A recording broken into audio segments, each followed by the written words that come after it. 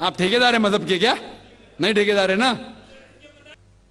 आपने 12-13 साल से इसमें स्टडी कर रहे हैं, पर जो किताबों के आपने पढ़े हैं, आपने ये जांच की वो किताबें किसने लिखी हैं? ओ भाई साहब ना, बिल्कुल सही भाई साहब।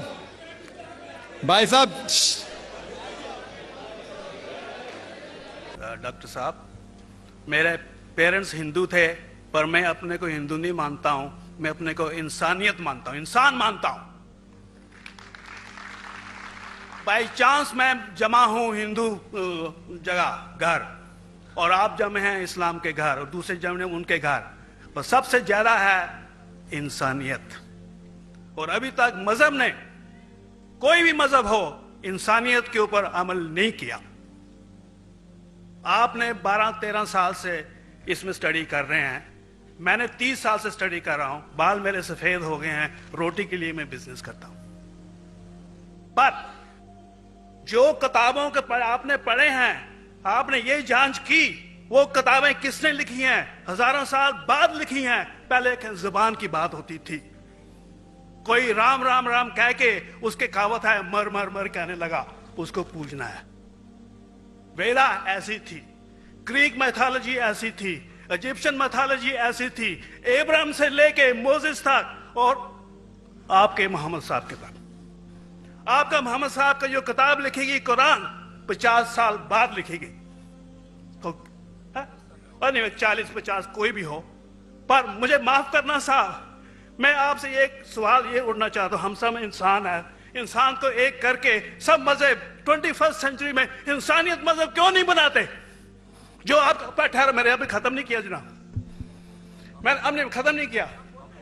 हाँ, मैं ये कह रहा हूं साहब, आप अपना पर्सनल मजहब है रखिए, अपने घर में रखिए, बस स्टेट में और दूसरों के ऊपर ना लाइए, वार ना करिए, लड़ाई ना करिए। एक माफी चाहता हूं, ऐसी हजारों चीजें मैं दूसरे मजहब में निकाल सकता हूं। मैं आपसे पूछना चाहता हूं, खलीफा 40 साल के अंदर मर गए, मर्डर हुए, असैसिनेट हुए, और अली साहब जो थे वो ग्रैंडसन हमारे पैगंबर के थे। ये चीजों के हवाला दूसरों में भी है, मैं हजारों दे सकता हूं, पर इसका सवाल मैं आपसे कहना चाहता हूं। भाई साहब ने अच्छा सवाल पूछा, लंबा था, तकरीर थी छोटी। भाई साहब ने कहा कि वो हिंदू धर्म में पैदा हुए लेकिन हिंदू नहीं है, इंसान है। क्यों ना हम एक मजहब इंसानियत बनाते हैं? उनका जो कहना है वो इंसान है। भाई साहब, हर शख्स, हर इंसान जो पैदा होता है वो इंसानी होता है, लेकिन सिर्फ इंसान होना काफी नहीं है। इंसान होना जरूरी है। हर मुसलमान पहले इंसान होना जरूरी है उसे। इस्लाम की सारे बातें, एक भी बातें मैंने कहा मैं तकरीर में, इंसानियत के खिलाफ नहीं है। एक भी बातें मैं चैलेंज करता हूं, आप एक भी बात इस्लाम की बुनियादी बात बताओ जो इंसानियत के खिलाफ है। मुसलमान होने के लिए अच्छा इंसान होना जरूरी है। अगर आप अच्छे इंसान नहीं हैं तो मुसलमान हो ही नहीं सकते। लेकिन सिर्फ अच्छा इंसान होना काफी नहीं है। मिसाल के तौर पे डॉक्टर बनने के लिए 10वीं पास करना जरूरी है, फिर 12वीं, फिर डॉक्टरी। तो मैं कहूंगा डॉक्टर बनने के लिए स्कूल पास करना जरूरी है, लेकिन स्कूल पास करना काफी नहीं है। तो इस्लाम में अच्छा मुसलमान बनने के लिए अच्छा इंसान बनना जरूरी है, लेकिन सिर्फ अच्छा इंसान बनना काफी नहीं है। समझ आया? क्यों? क्योंकि इंसान को जिसने पैदा किया उसकी इबादत करना जरूरी है। जिसने आपको पैदा किया, जिसने आपको पैदा किया, उसकी अगर आप इबादत नहीं करेंगे तो इंसानियत के नाम पे कलंक है। आप कहते हैं कि मजहब, जितने मजहब है सब भेदभाव पैदा करता है, नफरत पैदा करता है। आपने कहा, शंकराचार्य ने बिल्कुल सही कहा। शंकराचार्य ने कहा कि कोई भी मजहब नहीं सिखाता कि आपस में भेदभाव करना। उनकी भी स्टडी है, मेरी भी स्टडी, आपकी भी स्टडी है। आपने कहा कि मैंने 10-12 साल किया, आपने 30 साल किए। अगर आप 30 साल किए उसका मतलब नहीं कि आप मुझसे अच्छे हैं, जरूरी नहीं। नहीं, मैंने नहीं कहा कि आपने कहा, मैंने ये भी नहीं कहा कि आपने कहा। मैंने कब कहा कि आपने कहा? मैं कह रहा हूं, मैंने कब कहा कि आपने कहा? मैं कह रहा हूं क्योंकि आपने कहा कि अब 30 साल की स्टडी की। मैं हिंदू मजहब पे भी चंद साल के अल्हम्दुलिल्लाह सुम्मा अल्हम्दुलिल्लाह कई शंकराचार्य से बात की, कई स्वामी जी से बात की, कई प्रीस्ट और फादर से अमेरिका में की। मैं तो अभी तक जवान हूं माशाअल्लाह, अल्लाह का फजल है, अल्लाह का फजल है। आपने कहा कि मजहब भेदभाव करता है, यह कहना बिल्कुल गलत है। मजहब भेदभाव नहीं करता। जो मजहब के मानने वाले हैं वो मजहब को सही तरीके से नहीं समझते हैं, इसीलिए भेदभाव पैदा करते, वो अलग बात है। गलती है मजहब के मानने वाले की, मजहब की नहीं। ये कह रहे हैं कि मजहब की, मिसाल के तौर पे एक मर्सिडीज कार है, मर्सिडीज कार है, मुझे ये जानना है कि मर्सिडीज कार कितनी अच्छी है। तो एक ड्राइवर मर्सिडीज कार चलाते जो ड्राइविंग जानते ही नहीं और मर्सिडीज कार को ठोक देते, तो किसकी गलती है, मर्सिडीज गाड़ी की कि ड्राइवर की? अगर आपको जानना है मर्सिडीज कार कितनी अच्छी है तो आपको यह देखना चाहिए स्पेसिफिकेशन, उसका पावर कितना है, हॉर्स पावर कितना है, माइलेज कितना है, सेफ्टी मेजर कितना है। उसकी तहकीक करने के बाद आपको कहना चाहिए कि कितनी अच्छी मर्सिडीज कार है। अगर जानना चाहिए कितनी अच्छी है तो उसको बिठाओ जो ड्राइविंग जानता है। तो इसीलिए इस्लाम को जानने के लिए मुसलमानों को मत देखो, अगर देखना है तो मोहम्मद सल्लल्लाहु अलैहि वसल्लम को देखो। आप मुझे मत देखो, मुझे मत देखो, हमारे आज के मुसलमान को मत देखो। देखो जो सबसे अच्छा ड्राइवर है, सबसे अच्छा इस्लाम को समझ चुका है, वो मोहम्मद सल्लल्लाहु अलैहि वसल्लम है। उनको देख के इस्लाम की तहकीक करो, और तहकीक करने के लिए आपको इस्लाम की किताब पे जाना पड़ेगा। और आपने जो कहा आखिर के अंदर कि सारी मजहब किताब बाद में लिखी गई, पहला कहना था, आप काफी हद तक के सही है, आप काफी हद तक के सही है कि आप बिल्कुल सही फरमाते, लेकिन यह कहना कि सारी मजहब की किताब उसमें गलती है। अक्सर मजहब कितने किताब है, वेद हो, उपनिषद हो, बाइबल हो, ओल्ड टेस्टामेंट हो, न्यू टेस्टामेंट हो, आपने कहा मूसा अलैहिस्सलाम से लेके वहां से था, लेकिन आखिरी में जो आपने गलती की मोहम्मद सल्लल्लाहु अलैहि वसल्लम, वहां गलती की। आखिर में आके आप अटक गए, आखिर में आके आप फंस गए। आपने शायद इस्लाम का मुताला सही तरीके से नहीं किया होगा, आपने शायद अरुण शुरू की किताब पढ़ी होगी। अगर आप कोई मजहब का मुताला करना चाहते हैं तो जो मजहब को समझ चुका है उसकी किताब पढ़ो। आप अगर अरुण शुरू की किताब पढ़ेंगे और इस्लाम के मुताला करा कहेंगे, ये किधर का सही फैसला है? मैं कहता हूं अरुण शुरू जैसे लोग की पढ़ी होंगी, क्योंकि जब भी कुरान नाजिल हुआ, जब भी कुरान की आयत नाजिल होती थी, मोहम्मद सल्लल्लाहु अलैहि वसल्लम अनपढ़ थे।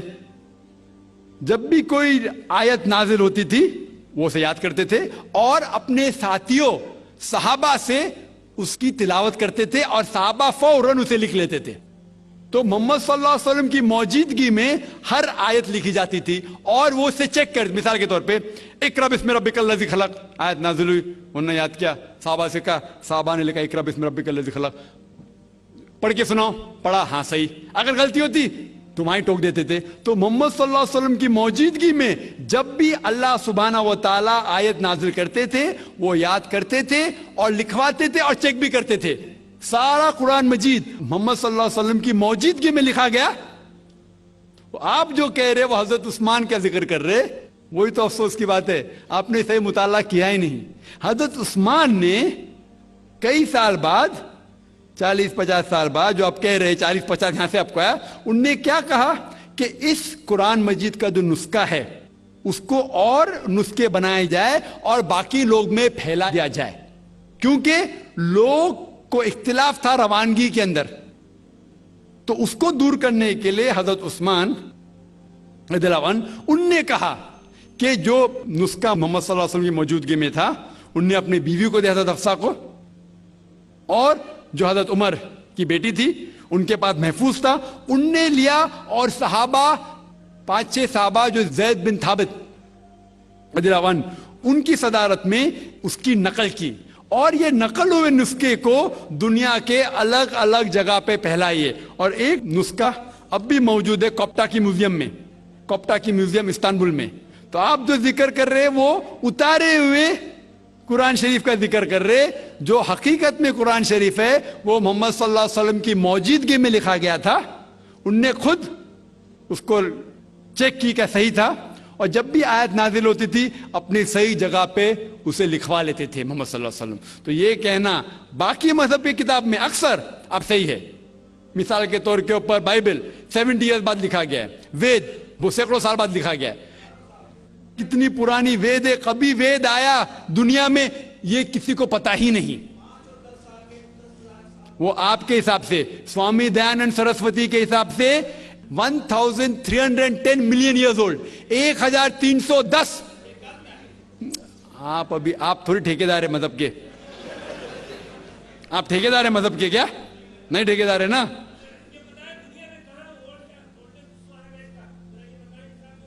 हाँ इसलिए ओ भाई साहब ना, बिल्कुल सही भाई साहब भाई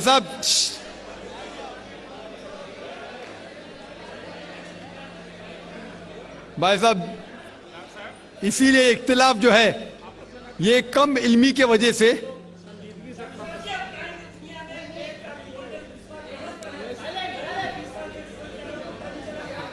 वेद का वेद का क्या नहीं, सब लोग चुप हो जाए। भाई साहब ने कहा कि दुनिया का सबसे ओल्डेस्ट स्क्रिप्ट वेद है, वो कुछ हिस्टोरियंस कहते हैं। बट ओल्ड होना मतलब नहीं कि सही, जो कुछ ओल्ड है वो सबसे बेहतर होना जरूरी नहीं।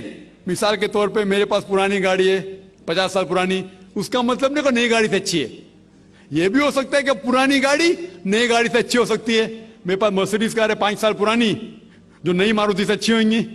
तो यह कहना कि कोई किताब या कोई मजहब पुराना इसलिए बेहतर है, बिल्कुल गलत है। जो आदमी को अक्ल है वो कभी भी ऐसा नहीं कहेगा कि पुरानी चीज बेहतर, नई चीज बेहतर। वो चीज बेहतर है जो हक के ऊपर है, जो चीज हक के ऊपर है वो चीज बेहतर है। तो भाई साहब, आपकी जो तहकीक है मजहबी किताबों पे जरा कमजोर और गलत है। आपको फिर से और 30 साल लगाने पड़ेगा इंशाअल्लाह।